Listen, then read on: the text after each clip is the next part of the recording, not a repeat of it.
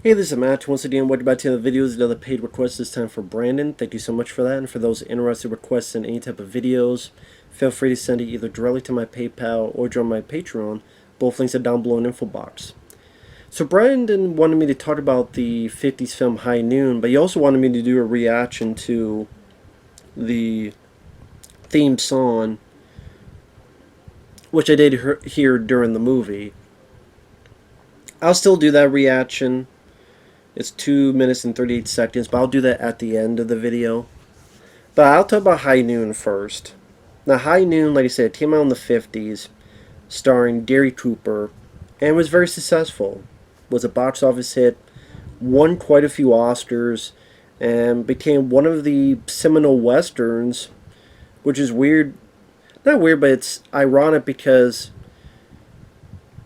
in a way, it was the anti-western, but yet it's become one of the seminal westerns. And at the time, that's why some people like John Wayne was very much against High Noon. They called it un-American, or this is communist propaganda, or things of that nature. Because the story of the film, Gary Cooper is a marshal who's ready to retire. About a day or two, the new guy's going to come along. He got married to this lady played by Grace Kelly, and the two of them are going to go off and enjoy their life. But he gets news, he gets word that this guy he put away years ago is going to come back on the train at high noon, going to get with his buddies. One of them is Lee Van Cleef, who he doesn't have any dialogue, and this is well before he was in For a Few Dollars More and other movies, Escape from New York, among others. And these 3 or 4 guys that don't come and kill the marshal. The movie's done in real time, which is a very interesting choice. There's not a whole lot of movies that did all in real time. So for the next 80-some minutes, and we know what's going on because there's a lot of shots of the clocks to showcase the ticking time as high noon is approaching. And Gary Cooper, he's not playing the strong, superior cowboy. He's playing a human being. He's scared, he's frightened, but at the same time, he doesn't know what to do. He doesn't want, for him, he can't leave because this is his duty, even though his wife wants him to leave. But at the same time, it's like, hey, would you get some help? And it's him trying to get help from people. And it shows how a lot of these people are, to be quite honest, chicken shit. Gutless cowards. Lon Chaney Jr. actually does a pretty decent job. I forgot he was in this film. He was the marshal before him, but he's arthritic, and he's like, I can't go out there, I'd be a hindrance to you. His deputy is Lloyd Bridges, a very young Lloyd Bridges. And he's mad that I didn't get the new job of the marshal when you leave. If you put in a good word for me, I'll help. And Gary Cooper's like, no, if that's the reason you want to do it, no. I mean, it was barely my choice in the first place. And all these people are like, oh, well, why do we need help? We're paying you to do it. Or, you know what, maybe it'd be better if that guy came back. Or, you know what, maybe you should leave because we don't want a big shootout and we don't want them pissed at us because they're pissed at you. Or maybe it would be better because we'd have more fun. And it's either, again, gutless cowards. And to me, that's pretty realistic. For a lot of these people, a hero is just a sandwich. And Gary Cooper's not doing just to be a hero. He even, Grace Kelly's like, listen, if you're trying to impress me, and Gary Cooper goes, if you think I like this, you're out of your mind. You know, if you think I like this, you're crazy.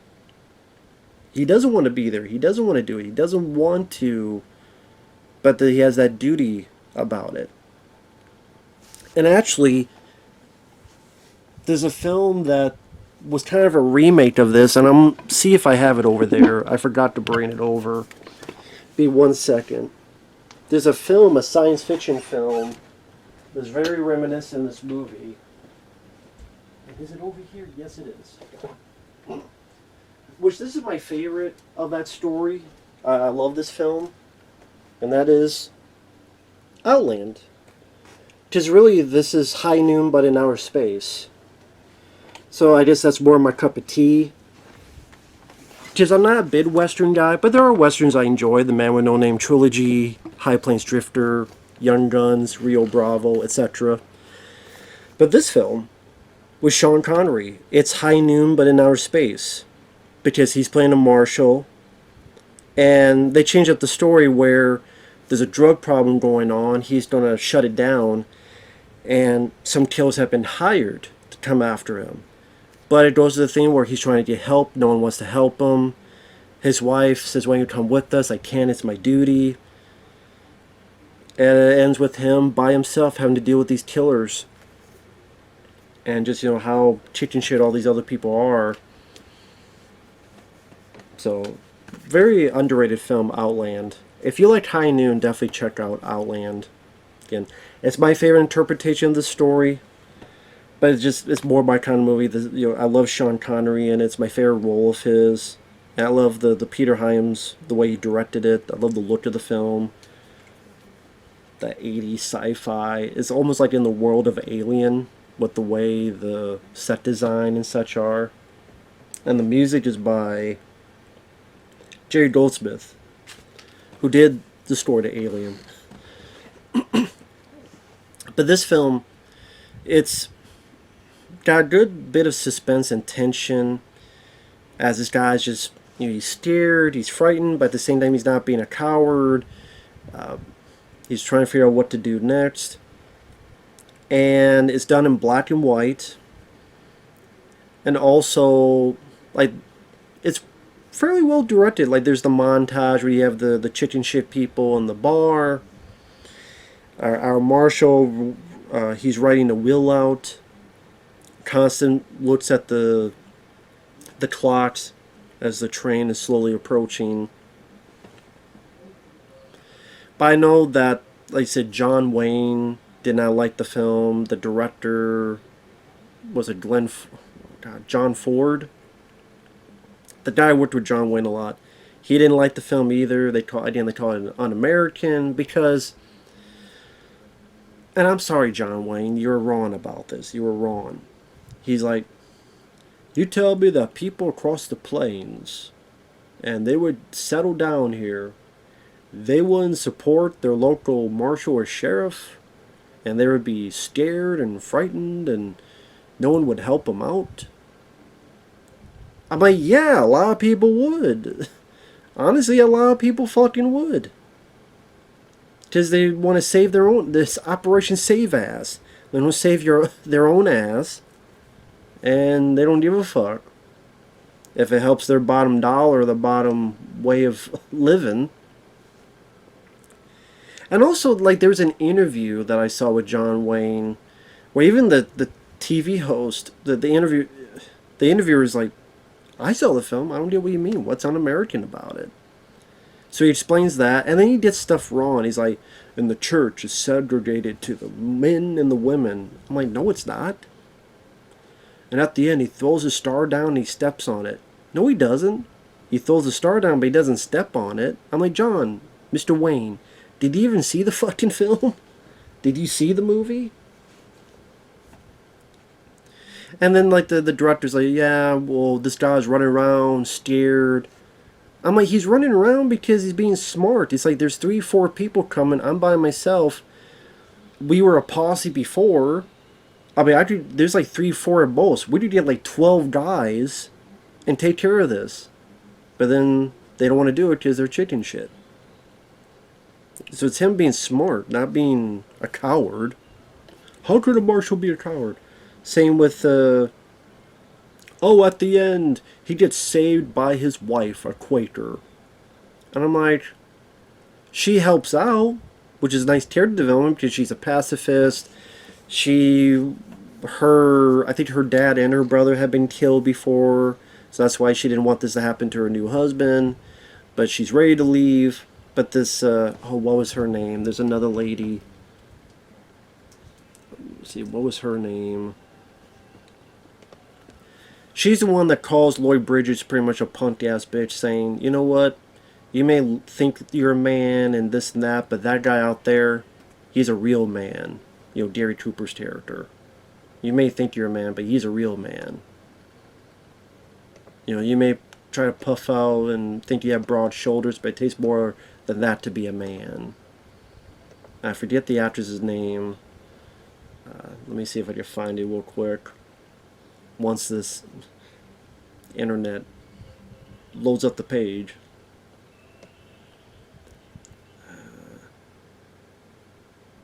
Katie Gerardo as Helen Ramirez, who is a Mexican actress. I mean, it seems like she maybe back to the day knew the Marshal, and even she says you should leave, but she's the one that kind of respects what he's doing. And I said, nobody else will help. Like Harry Morgan, which I remember him, he was on the TV show MASH. I think he was also on the TV show Dragnet. He gets scared, runs to the bathroom and says, "Tell him I'm not here. Tell him I'm not here." I'm like, you chicken shit motherfuckers. But again, it was non-typical of a Western, again, with the way it's filmed and being in real time. The fact that the main character, again, he's unsure, he's scared, he's more human. It was a more human performance. It was a more human character. Where again, he has doubts, and he's, gets pissed off, and he's not the tough guy that will save the day. He kind of just has to do this, and kind of stuck in this situation between duty, and shows a bit of courage on himself because he's still there because of his duty. He could have run away, but he didn't. And he stands up to these guys and takes care of some of them. Now I think, yeah, Grace Kelly helps, but it's more, it wasn't like if she didn't do it in 3 seconds he would die either. It's that, to me, I looked at it as more as, oh wow, she's staying behind her. Now she goes back instead of going on the train. She goes back for a man, but not only that, but she's going to say screw her beliefs, her pacifist beliefs, pick up a gun and shoot this guy to save her man. To me, that was the development of her character.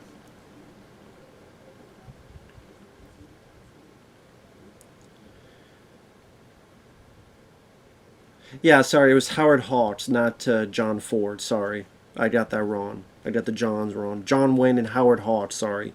It was Howard Hawks that said, "I made Rio Bravo because I didn't like High Noon.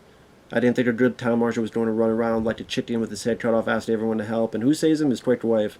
That isn't my idea of a good Western." Well, it is for a lot of people. So it was Howard Hawks, sorry. Not John Ford.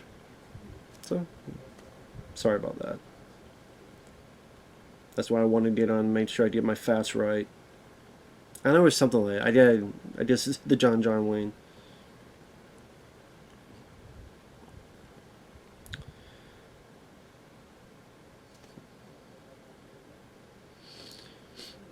But yeah, I first witnessed this story from Outland, so that will always be more partial to me. But the story works, and Gary Cooper does a really good job. He won an Oscar for it. And I remember liking the song. And it's about, a guy, what does it mean to be a man? What does it mean to be a hero? What does it mean to be courage? And yeah, that great shot where he's in the middle of the town and the camera pulls up and you just see how empty it is. Just everybody else has hidden their heads in the sand and left this guy by himself to fend for himself. And how this is a town he's protected for how long, and cleaned up the town, and these people are so grateful that they won't help him in jack shit, which to me, that's probably more realistic than other cowboy movies, to be perfectly honest. So again, that and the real-time aspect and the the ticking time of suspense of when's. I mean, the finale is okay. Like it's not like a big action set piece of crazy action.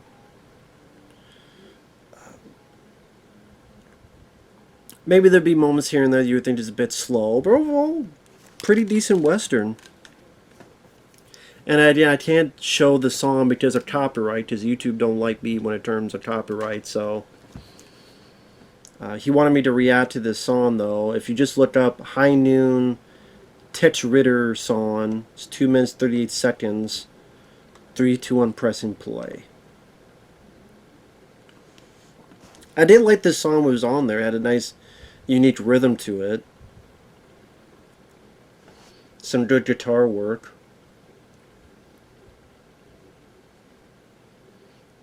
Do not forsake me, oh my darling.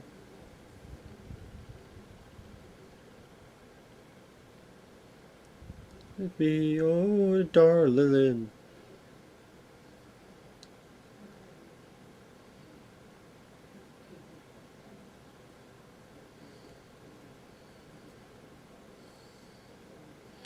The train will bring Frank Miller.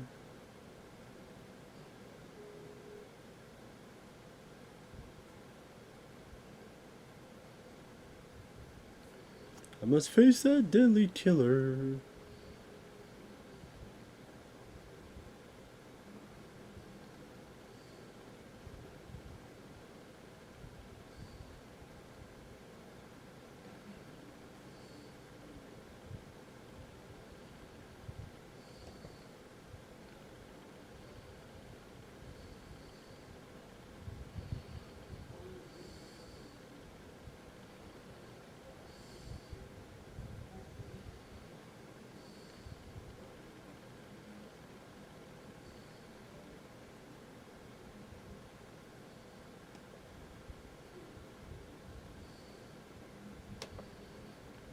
Darling.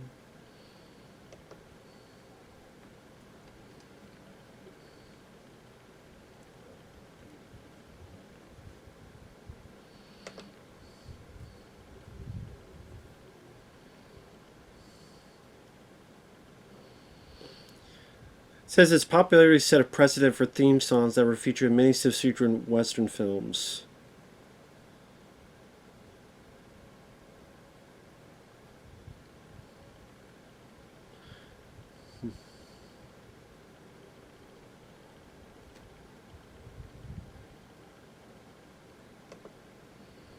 There's a good ring to it. There's a good catchy feel to it.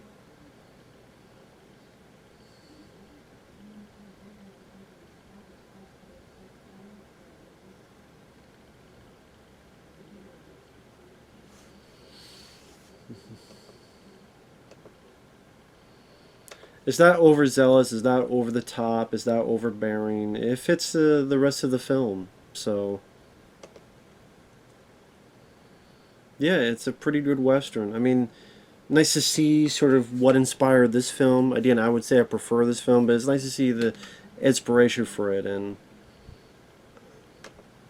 I mean, really, like the only one that seems to give a shit is this like 14-year-old kid. I think his name is Johnny. It's like the only one that's willing to help him. It's like, well, go figure. Like this is the one guy who wants to help me. Like this 14-year-old kid has more balls than you motherfuckers. But again, that seems to be what would have been the typical. I think, like I said, High Noon in a way I would say is more believable than some of the westerns of that yesteryear. At least to me. At least in my opinion. But yeah, overall, High Noon's a pretty damn good movie. So, we'll see you later.